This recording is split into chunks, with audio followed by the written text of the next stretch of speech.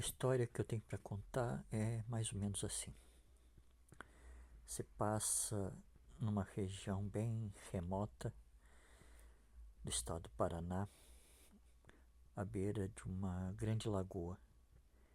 Muito pouca gente mora lá. A maior parte é mato. Numa das pontas dessa lagoa tinha uma cabana assim, caindo aos pedaços já. As janelas todas quebradas, a porta arrebentada e tinha muitas goteiras. Era um lugar que normalmente apenas os viciados frequentavam. Mas, para falar a verdade, ultimamente nem eles mesmo. Já vou explicar o porquê. De noite já tinha anoitecido e fazia frio.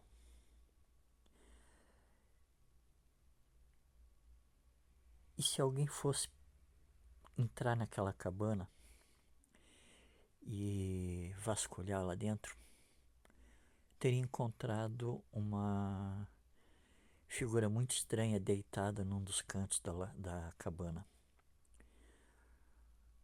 Uma moça, aí pelos seus 20 e poucos anos, talvez mais, deitada num canto escuro, completamente sem roupa e quietinha lá, toda encolhida. Aí a hora que escureceu, ela abriu os olhos e se levantou, se espreguiçou. Por quê? Porque ela tinha passado o dia inteiro ali dormindo. Ela sabia que ninguém ia incomodar ela ali. E mesmo porque as únicas pessoas que frequentavam aquela cabana, ela já tinha dado um jeito de se livrar delas. Isso aí para ela não era problema. Ela se levantou, se espreguiçou e caminhou até a porta da cabana. Chegou na porta da cabana, ela olhou para cima, para o céu estrelado e para a lua cheia que estava lá em cima no céu. Ela pegou, deu alguns passos para fora da cabana, até a margem da lagoa, e olhou lá do outro lado da lagoa, bem longe, uma luzinha. E ela ficou olhando para aquela luz. Ela sabia que aquela luz era uma janela aberta numa casa, lá do outro lado da lagoa. Ela ficou olhando, um olhar assim de cobiça. Aí ela pegou, voltou para dentro da cabana e, sem mais nem menos, começou a se contorcer, como se estivesse sentindo uma dor muito grande. Não gritou, não emitiu um som, mas em compensação, quem olhasse para ela ia ver que ela não estava assim, que ela estava sofrendo muito. Os ossos dela começaram a fazer barulho cada vez que mudavam.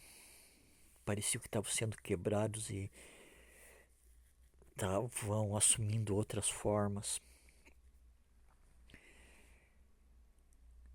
Só que ela não emitiu um barulho sequer. Ela estava acostumada já com isso. A dor era insuportável, mas ela não deu nem bola. Ela gostava disso, desde a primeira vez que aconteceu com ela, que ela gostou disso. Quando a dor finalmente cedeu,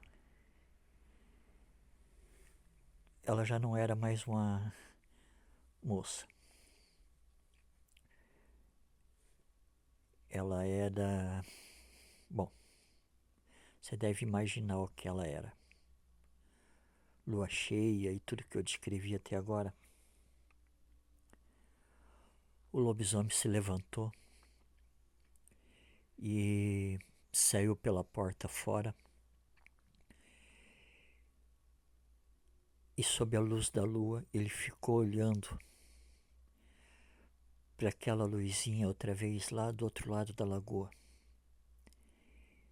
E ele sabia que lá naquela luz ele ia encontrar uma das coisas que ele mais gostava. Aí ele pegou, ou ela pegou, se abaixou nas 4 patas e caminhou na direção da lagoa. E foi entrando na água, foi entrando, até que os pés dele, as patas dele, não tocavam mais o fundo da lagoa. E ele começou a nadar. Nadou. E sumiu na escuridão da noite dentro da água.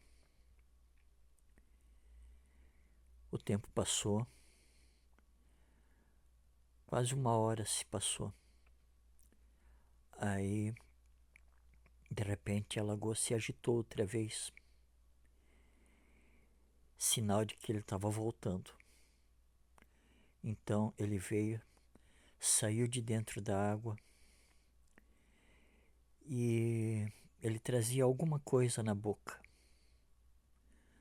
Parecia um embrulho.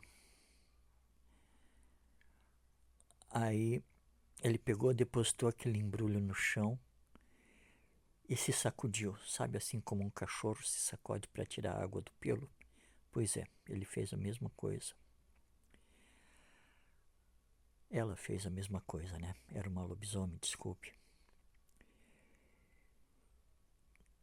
E depois que estava satisfeita com os pelos não ter mais água, ela pegou, se abaixou e farejou aquele embrulho outra vez. E usando a boca, ela desfez o embrulho. E lá dentro daquele embrulho, o que tinha? Tinha um nenezinho. Devia ter, no máximo, meio ano de vida.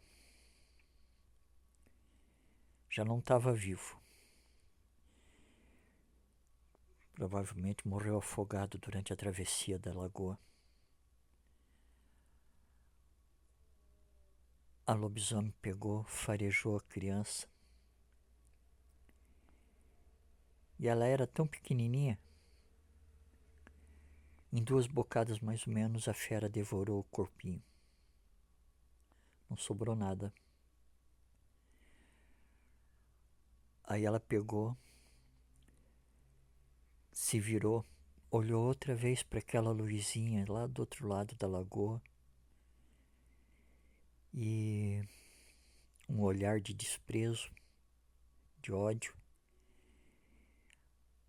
Aí ela pegou, se levantou nas patas de trás e foi andando na direção da mata de espinho que cercava a cabana e desapareceu na escuridão. De repente era como se nada tivesse acontecido ali. Não havia mais sinais daquele monstro. Ela sumiu. Ela sabia que se ela demorasse demais, a lagoa ia ficar, a região ia ficar cheia de policiais atrás do neném. Então ela simplesmente se mandou. Ela não ia ficar esperando. Quando os policiais finalmente chegaram naquela região, com lanternas, com barcos, com carros, já fazia muito tempo que ela tinha desaparecido na noite. Muito tempo.